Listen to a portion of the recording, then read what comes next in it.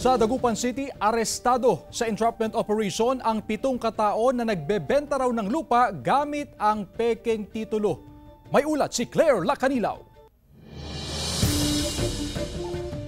Makikita sa video ang isinagawang entrapment operation ng National Bureau of Investigation Dagupan District Office sa 6 na katao na umano'y nagbebenta ng lupa sa bahagi ng Kalasyaw, Pangasinan na may pekeng titulo.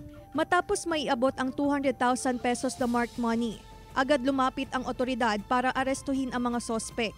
Sa isa pang video, nahuli ang 80 anyos na lola na umano'y nagpanggap na may-ari ng lupa. Naganap ang magkasunod na entrapment operation sa Dagupan City. Ayon sa NBI, dumulog sa kanilang tanggapan ng complainant matapos mapag-alaman na peke ang titulo ng lupang ibinebenta ng mga sospek.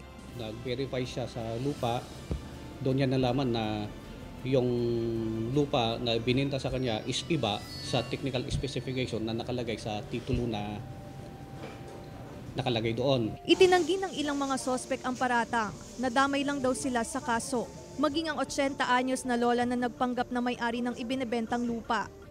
Ginawan pa ako ng ID ng senior citizen na kumuha sa senior citizen.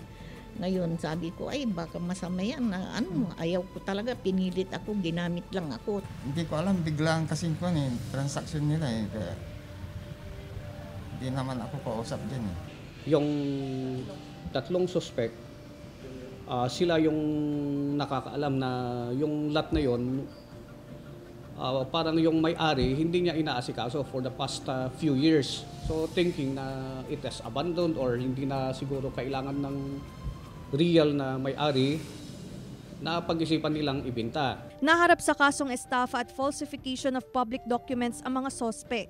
Kasama si Henry Duminsil, Claire Lacanilaw, 1 North Central Luzon.